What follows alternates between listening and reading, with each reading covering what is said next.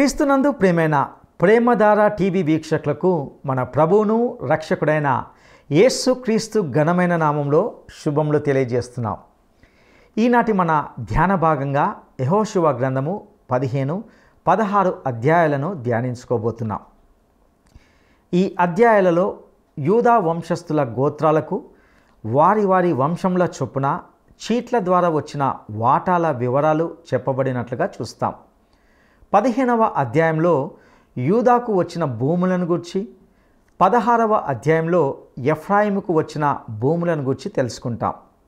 ఇందులో కాలేబుకు వచ్చిన వంతును గూర్చిన ప్రస్తావనను గూర్చి వింటాం.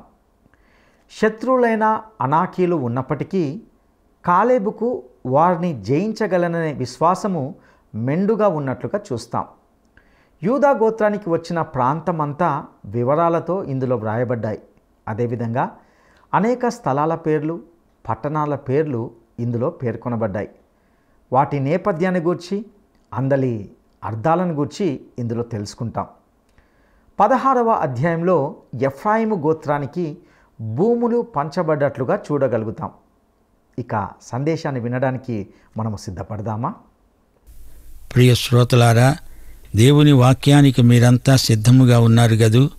ఈ రోజున మనం యెహోషువ 15-16 అధ్యాయాలు చదువుకోబోతున్నాం. ఈ అధ్యాయాలలో యూదా వంశస్థుల గోత్రాలకు వారి వంశముల చొప్పున చీట్ల వలన వచ్చిన వాటాలు వివరంగా చెప్పబడ్డాయి. వాగ్దత్త భూమిని గోత్రాలకు యెహోషువ పంచిపెడుతున్నాడు. యొర్దానుకు పడమటి వైపున స్థిరపడిన గోత్రాలకు ఆయా భూభాగాలు పంచిపెట్టబడ్డాయి.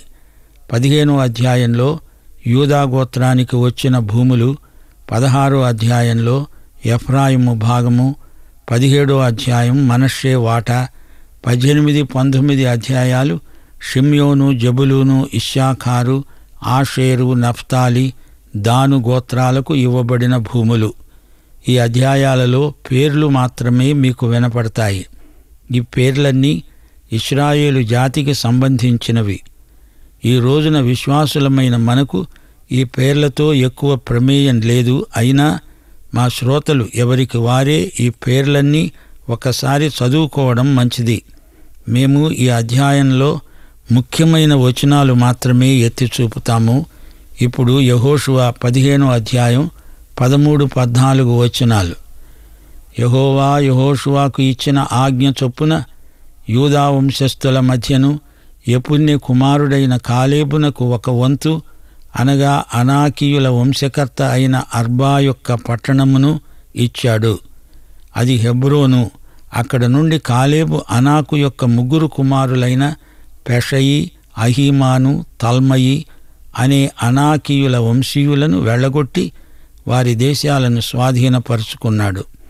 గమనించండి, కాలేబు తీసుకున్న స్థలంలో అనాకీయులు నివాసమున్నారు. కాలేబు వయస్సును బట్టి వృద్ధుడైన ఆత్మబలము గలవాడు. శత్రువులను జయించగలననే విశ్వాసం అతనికున్నది. ఇప్పుడు 19వ వచనం వరకు వినండి.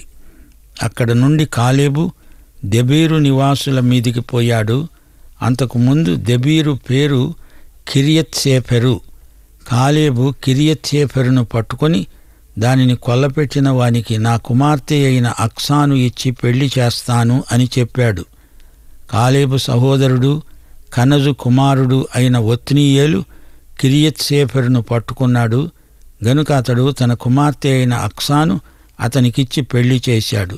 ఆమె తన పెనిమిటి ఇంటికి వచ్చినప్పుడు తన తండ్రిని ఒక పొలము అడుగుమని అతన్ని ప్రేరేపించింది. ఆమె గాడిద దిగగా కాలేబు ఆమెను చూచి నీకేమి కావాలి అని ఆమెను అడిగాడు. అందుకు ఆమె అన్నది, నాకు దీవెన దయచెయ్యి. నీవు నాకు దక్షిణ భూమి ఇచ్చి ఉన్నావు గనుక నీటి మడుగులను నాకు దయచెయ్యి. కాలేబు తన కుమార్తె అయిన అక్సాకు మెరక మడుగులను, పల్లపు మడుగులను ఇచ్చాడు. ఈ అధ్యాయంలో యూదా గోత్రానికి వచ్చిన ప్రాంతమంతా వివరాలతో రాయబడింది.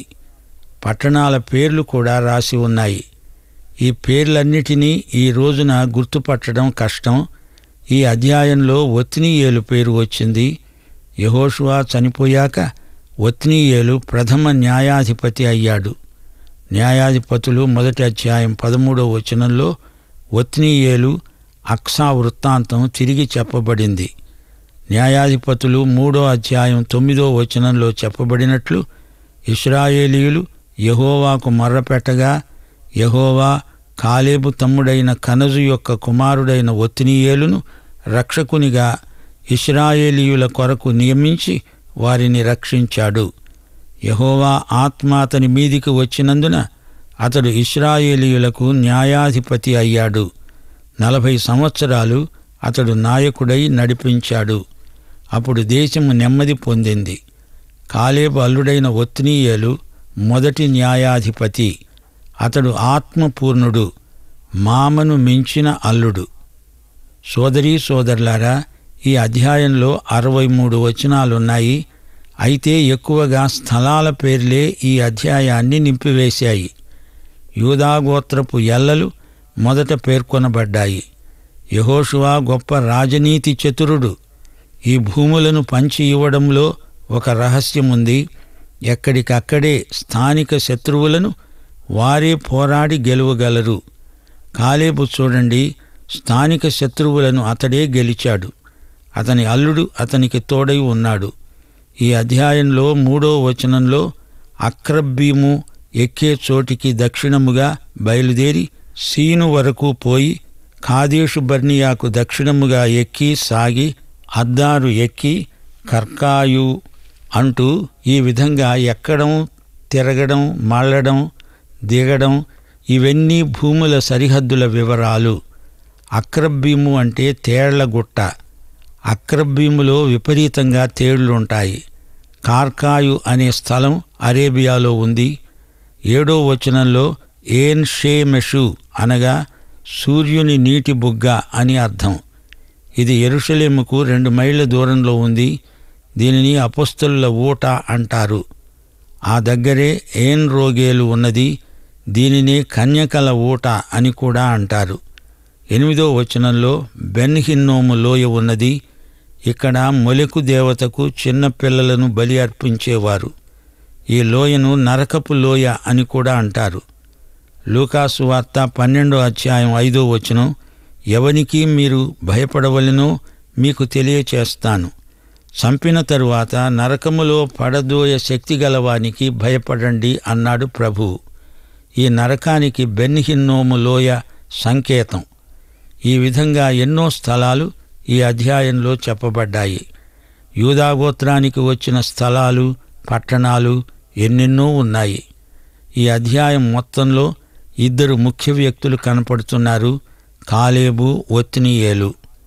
కాలేబు తన కుమార్తెను వీరోచిత కార్యం చేసిన వానికి ఇస్తానన్నాడు. కిరియత్సేఫరును జయిస్తే కుమార్తెనిస్తాడు.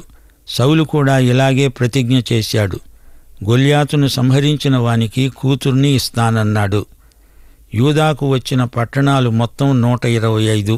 వీటిలో కొన్ని పట్టణాలతో పాటు గ్రామాలు కూడా వచ్చాయి.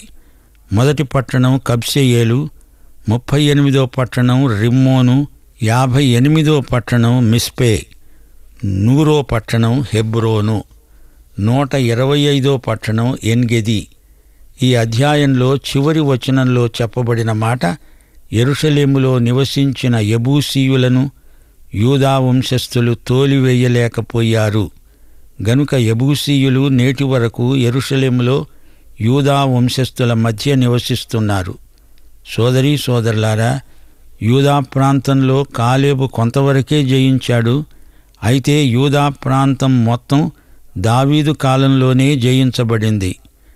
యూదా ఇశ్రాయేలు మొత్తానికి దావీదు రాజయ్యాడు. ఇప్పుడు మనం 16వ అధ్యాయంలోకి వస్తున్నాము.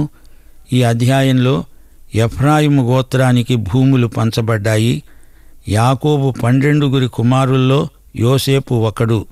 అతని 2 కుమారులు ఎఫ్రాయిము, మనష్షే. వీరిద్దరూ ప్రత్యేకంగా గోత్రకర్తలయ్యారు. లేవీ గోత్రము, యాజక గోత్రం, వారికి భూములు ఇవ్వబడలేదు గనుక మొత్తం 12 భూములు పంచబడ్డాయి. ఇప్పుడు యెహోషువ 16వ అధ్యాయం మొదటి 4 వచనాలు. యోసేపు పుత్రులకు చీటి వలన వచ్చిన వంతు యెరికో ఎదట యొర్దాను తీరాన ఉన్నది.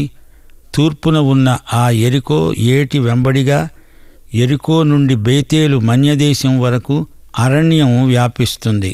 అది బేతేలు నుండి లూజు వరకు పోయి అతారోతు అర్కీయుల సరిహద్దు వరకు సాగి క్రింది బేత్ హారోను వరకు గెజరు వరకు పడమటి వైపుగా ఎప్లేతీయుల సరిహద్దు వరకు వ్యాపించింది. దాని సరిహద్దు సముద్రం వరకు సాగింది.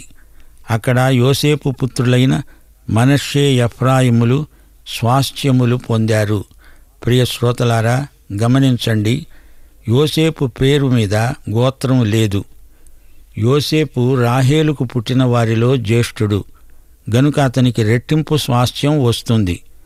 అందుచేత అతని 2 కుమారులకు అది సమానంగా ఇచ్చినప్పుడు ఎఫ్రాయిము మనష్షేల స్వాస్థ్యాలు సంపూర్ణమయ్యాయి. వీరిద్దరి స్వాస్థ్యాల మొత్తం యోసేపు స్వాస్థ్యమవుతుంది. ఆదికాండం 48వ అధ్యాయం 5వ వచనం యాకోబు అన్నాడు, ఇదిగో యోసేపు, నేను ఈజిప్టుకు నీ వద్దకు రాకమునుపు ఈజిప్టు దేశములో నీకు పుట్టిన నీ 2 కుమారులు నా బిడ్డలే.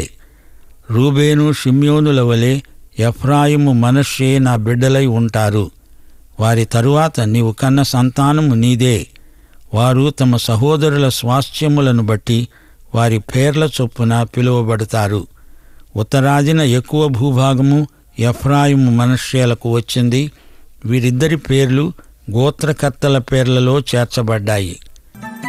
చాలునయా చాలునయా నీ కృప నాకు చాలునయా, చాలునయా చాలునయా నీ కృప నాకు చాలునయా.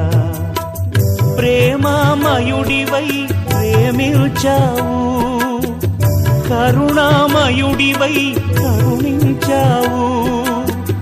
ప్రేమామయుడివై ప్రేమించావు, కరుణామయుడివై కరుణించావు. తల్లిగా లాలించి తండ్రిగా ప్రేమించే, తల్లిగా లాలించి తండ్రిగా ప్రేమించే ప్రేమ కరుణ నీ కృప చాలు. ప్రేమ కరుణ నీ కృప చాలు.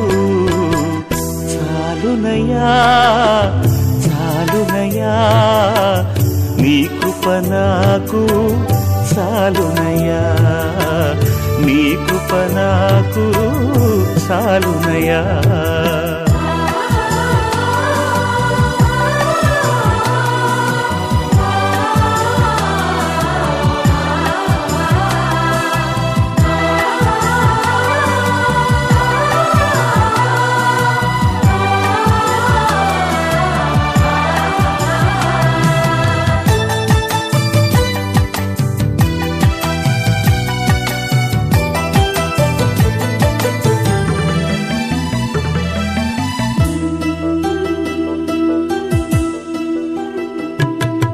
జిగటగల ఊబిలో పడి ఉండగా నా అడుగులు స్థిరపరచి నిలిపితివయ్యా.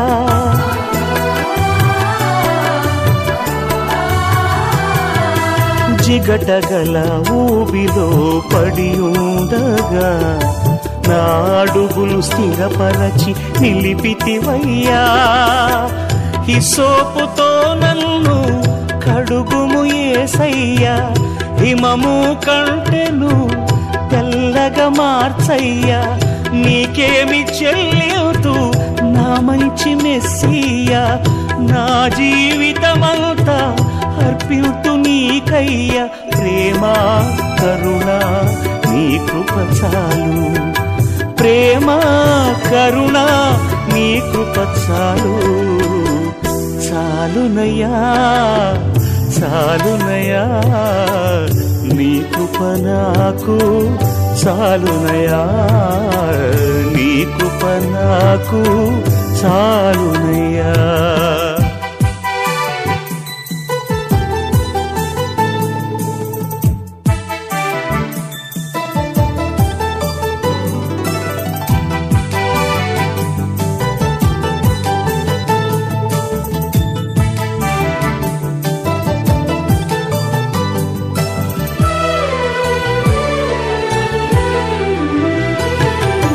బంధువులు స్నేహితులు త్రోసేసిన, తల్లిదండ్రులే నన్ను వెలివేసిన,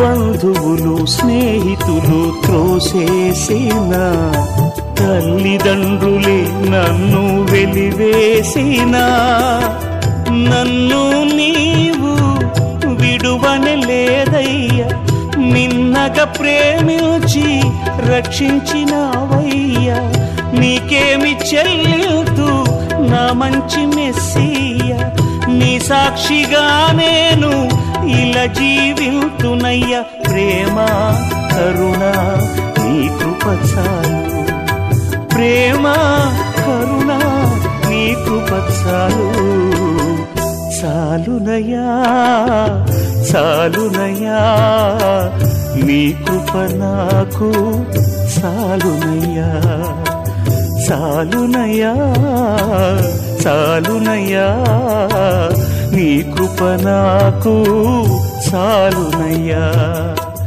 ప్రేమామయుడివై ప్రేమించావు, కరుణామయుడివై కరుణించావు, ప్రేమామయుడివై ప్రేమించావు, కరుణామయుడివై కరుణించావు, తల్లిగా లాలించి తండ్రిగా ప్రేమించే, తల్లిగా లాలించి తండ్రిగా ప్రేమించే, ప్రేమ కరుణ నీ కృప చాలు, ప్రేమ కరుణ.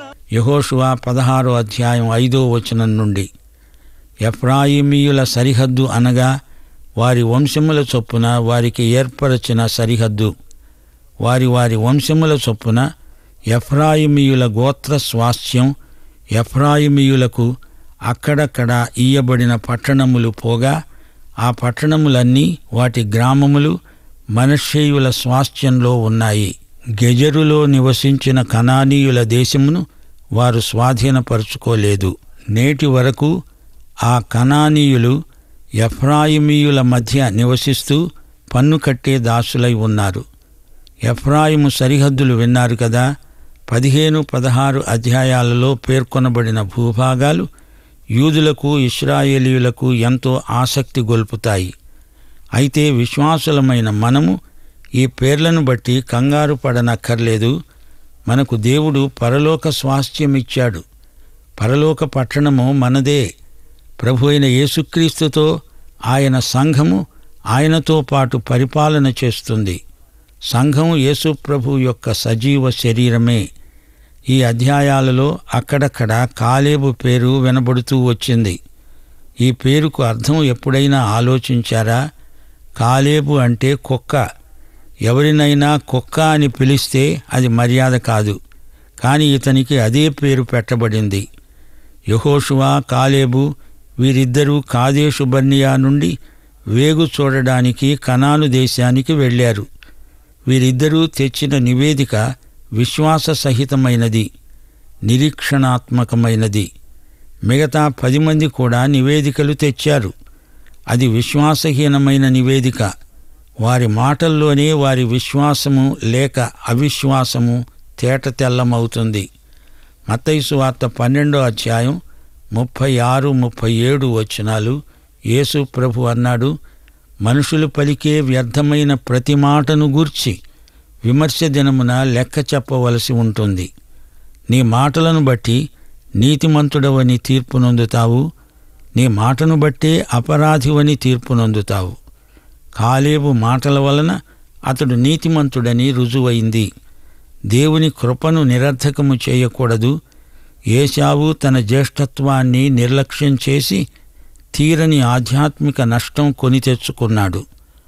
రోమాపత్రిక 9వ అధ్యాయం 3వ వచనంలో దేవుడన్నాడు, నేను యాకోబును ప్రేమించాను, ఏశావును ద్వేషించాను. కాలేబు నిండు మనస్సుతో దేవుణ్ణి వెంబడించిన భక్తుడు. క్రైస్తవ భక్తి యొక్క సారాంశమిదే.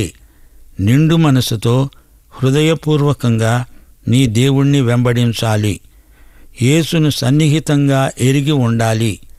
2 తిమోతి 1:12 పౌలన్నాడు, నేను నమ్మిన వానిని ఎరుగుదును గనుక సిగ్గుపడను. నేను నమ్మిన సిద్ధాంతాన్ని ఎరుగుదును అని పౌలు అనలేదు. నేను నమ్మిన వానిని ఎరుగుదును అంటున్నాడు. నేను ఆయనకు అప్పగించిన దానిని రాబోయే ఆ దినము వరకు ఆయన కాపాడగలడని రూఢిగా నమ్ముకుంటున్నాను. ఇది గొప్ప సాక్ష్యం. యేసుక్రీస్తు లేవిని సుంకపు మెట్టు వద్ద చూచి నన్ను వెంబడించు అన్నాడు. అతడు వెంబడించాడు. అలాగే కాలేబు నిండు మనస్సుతో తన దేవుణ్ణి వెంబడించాడు. కుక్క తన యజమానుణ్ణి వెంబడించినట్లు వెంబడించాడు. లేవి యేసును వెంబడించాడు. ఆయన వెళ్ళిన చోటికెల్లా తాను వెళ్ళాడు. విశ్వాసముతో నడవాలి కాని వెలిచూపుతో కాదు. కుక్క తన యజమానిని వాసనను బట్టి గుర్తిస్తుంది, కంటి చూపును బట్టి కాదు. తన యజమాని వాసన కుక్క గుర్తుపడుతుంది. అలాగే యేసు పరిమళాన్ని వాసన చూచి ఆయనను వెంబడించాలి. కుక్క తన యజమానిని ఎట్టి పరిస్థితులలోనూ విడువదు, తన యజమానిని ఎడబాయదు. హెబ్రీ పత్రిక 6:12 మీరు మందులు కాక విశ్వాసము చేతను ఓర్పు చేతను వాగ్దానములను స్వతంత్రించుకోవాలి. సోమరితనము పనికిరాదు. అసహనము అవిశ్వాసము దేవునికి ఇష్టం లేదు. విశ్వాసము సహనము ఈ 2 కాలేబుకున్నాయి. యేసుప్రభువు అపొస్తలులకు సహనము విశ్వాసము ఈ 2 ఉన్నాయి. గనుకనే వారు అపొస్తలులు. ఒక వ్యక్తి యొక్క సంస్కృతి సంస్కారము అకస్మాత్తుగా రావు. అతని పుట్టుక, అతడు పెరిగిన వాతావరణం, అతనికి క్రమశిక్షణ గరిపిన తల్లిదండ్రులు, దైవ సేవకులు, ఈ విధంగా ఎందరో నీ ఆధ్యాత్మిక సంస్కృతికి దోహదపడిన వారున్నారు. దేవుడు నీకేదైనా బహుమానమిస్తే మంచిదే కాని బహుమానం సౌశీల్యానికి ప్రత్యామ్నాయం కాదు. సౌశీల్యము నీలో ఉండి నీ చేత మంచి పనులు చేయిస్తుంది, మంచి మాటలు మాట్లాడిస్తుంది. కుక్క తన యజమానుణ్ణి ఎవరు ఆటంకపెట్టినా వదలదు. విశ్వాసం ఉన్నవారు సహనశీలంతో కనిపెట్టగలరు. కాలేబు విశ్వాసానికి తగిన బహుమానం దొరికింది. అతనికి హెబ్రోను ప్రాంతం స్వాస్థ్యంగా దొరికింది. అందుకే జకర్యా 1:3 ప్రవక్త అంటున్నాడు, మీరు నా తట్టు తిరిగిన ఎడల నేను మీ తట్టు తిరుగుతాను. సోదరీ సోదరులారా, కాలేబు వలె నిండు మనస్సుతో ప్రభు అయిన యేసుక్రీస్తును వెంబడించండి. దేవుడు మనలను ఒక ప్రత్యేక ఉద్దేశ్యంతో సృష్టించాడు. మనం మన స్వార్థం కోసం బ్రతకటం ఆయన చిత్తం కాదు. ఇతరుల బాధను చూచి మనము బాధపడాలి. ఇతరుల సంతోషంలో మనము ప్రవేశించాలి. దేవుడు అప్పగించిన పనిని నమ్మకంగా చెయ్యాలి. ప్రజల మెప్పు కాదు, దేవుని మెప్పు మనకు కావాలి. యేసు ప్రభువు ఎంతో శ్రమపడి బాధితుడై విధేయతను నేర్చుకున్నాడు. అలాగే బైబిలులోని భక్తులందరూ నేర్చుకున్నారు. యేసు ప్రభువు కూడా అన్నాడు, నేను సాత్వికుడను దీనమనస్సు గలవాడను, నా వద్ద నేర్చుకోండి. దేవుడు అప్పగించిన పనికి సమానమైన సౌశీల్యాన్ని మనం అలవరుచుకోవాలి. కాలేబు యెహోషువ అలాంటివారే. దేవుడు మనలో ఏమి చేయగోరుతున్నాడో దానిని గమనించాలి. అప్పుడు మనము ఏమి చెయ్యాలో మనకు బోధపడుతుంది. ప్రసంగి 12:1 దుర్దినములు రాకముందే ఇప్పుడు వీటి యందు నాకు సంతోషము లేదని నీవు చెప్పే సంవత్సరాలు రాకముందే, తేజస్సునకు సూర్యచంద్ర నక్షత్రాలకు చీకటి కమ్మకముందే, వాన వెలిసిన తరువాత మేఘములు మరల రాకముందే, నీ బాల్యదినములందే నీ సృష్టికర్తను స్మరణకు తెచ్చుకో. ఫిలిప్పీ పత్రిక 3:14 క్రీస్తు యేసునందు దేవుని ఉన్నతమైన పిలుపునకు కలిగే బహుమానమును పొందాలని గురి వద్దకే పరిగెత్తుతున్నాను. ఆధ్యాత్మిక విషయాలలో నిజాయితీ, నైతిక యథార్థత, విశ్వసనీయత గలవారే దేవుని బిడ్డలు. ఆధ్యాత్మిక సౌశీల్యం ఎందులో కనపడుతుంది? దేవుని వాక్య ప్రమాణానికి అనుగుణంగా జీవించడమే ఆధ్యాత్మిక సౌశీల్యం. మనము దేవుణ్ణి ప్రేమిస్తున్నాము గనుక ఆయనను వెంబడిస్తున్నాము. ఆయన వాక్య ప్రకారం జీవిస్తాము. సోదరీ సోదరులారా, దేవుని కృప ఉచితమైనదే గాని అది చౌకబారు దినుసు కాదు. విశ్వాసులు రేపు పొందబోయే తీర్పు వారి సత్కార్యాలకు సంబంధించినది. విశ్వాసికి పాపాలకు గాను శిక్ష ఉండదు. క్రీస్తునందు ఏ శిక్షావిధి లేదు. అయితే మనము దేవుని కృపాసనం వద్ద నిలిచినప్పుడు మనము చేసిన పనులకు గాను వాటి నాణ్యతను బట్టి బహుమానాల తీర్పు ఉంటుంది. ప్రియ సోదరీ సోదరులారా, వింటున్నారా? దేవుని బిడ్డలు ప్రియులైన పిల్లల వలె దేవుని పోలి నడుచుకోవాలి. ప్రియ శ్రోత, నీవు యేసుక్రీస్తును నీ స్వకీయ రక్షకుడుగా ఎరుగుదువా? నీవు విశ్వాసివా? అయితే ఈ పాఠంలోని సత్యాలన్నీ నీకే వర్తిస్తాయి. దైవాశీస్సులు. ప్రభు అయిన యేసుక్రీస్తు వారి కృప పరిశుద్ధులందరికీ తోడై ఉండునుగాక. ఆమేన్. యెఫున్నె కుమారుడైన కాలేబుకు ఇవ్వబడిన పట్టణం పేరేమిటి? యెఫున్నె కుమారుడైన కాలేబుకు ఇవ్వబడిన పట్టణము పేరేమిటి? 1 బేతేలు, 2 హెబ్రోను, 3 షిత్తీము. ఈ ప్రశ్నకు సరైన జవాబును ఈ వాట్సాప్ నంబర్కు పంపండి. మా వాట్సాప్ నంబర్ 9399952570. ప్రియులారా, ఇంతవరకు మనము యెహోషువ గ్రంథము 15, 16 అధ్యాయాలను ధ్యానించుకున్నాం. ఈ అధ్యాయాలలో యూదా వంశస్థుల గోత్రాలకు వారి వారి వంశముల చొప్పున చీట్ల ద్వారా వచ్చిన వాటాల వివరాలు చెప్పబడినట్లుగా గమనించాం. యూదాకు వచ్చిన భూములను గూర్చి, ఎఫ్రాయిముకు వచ్చిన భూములను గూర్చిన వివరాలను తెలుసుకున్నాం. ఇందులో కాలేబుకు వచ్చిన వంతును గూర్చిన ప్రస్తావన కూడా ఉంటుంది. శత్రువులైన అనాకీలు ఉన్నప్పటికీ కాలేబుకు వారిని జయించగలననే విశ్వాసము మెండుగా ఉన్నట్లుగా గమనించాం. కాలేబు అనే పేరుకు అర్థం కుక్క, అనగా కుక్క విశ్వాసానికి సంకేతం. కాలేబు నిండు మనసుతో తన దేవుణ్ణి వెంబడించాడు. కుక్క వాసనను బట్టి తన యజమానుని గుర్తించినట్లుగా కాలేబు తన దేవుణ్ణి గుర్తిస్తూ జీవించాడు. కుక్క తన యజమానుని ఎవరు ఆటంకపెట్టినా వదలదు. విశ్వాసం గలవారు సహనంతో కనిపెట్టగలరు. కాలేబు విశ్వాసానికి తగిన బహుమానం దొరికింది. ప్రియులారా, కాలేబు వలె నిండు మనసుతో ప్రభు అయిన యేసును మనం వెంబడించాలి. దేవుడు మనలను ప్రత్యేకమైన ఉద్దేశంతో సృష్టించాడు. దేవుడు అప్పగించిన పనిని నమ్మకంగా మనం చేయాలి. ప్రజల మెప్పు కాదు కానీ దేవుని మెప్పును కోరుకోవాలి. విశ్వాసులమైన మనము ఈ పేర్లను బట్టి కంగారు పడిన అవసరం లేదు. మనకు పరలోక స్వాస్థ్యము ఇవ్వబడింది. పరలోక పట్టణం మనదే. ప్రభువైన యేసు క్రీస్తుతో ఆయన సంఘము ఆయనతో పాటు పరిపాలన చేస్తుంది. సంఘము యేసు ప్రభు యొక్క సజీవ శరీరమే. ఇట్టి సత్యాలు మన ఆధ్యాత్మిక జీవితాలకు ఆశీర్వాదకరంగా ఉండునుగాక. దైవాశీస్సులు.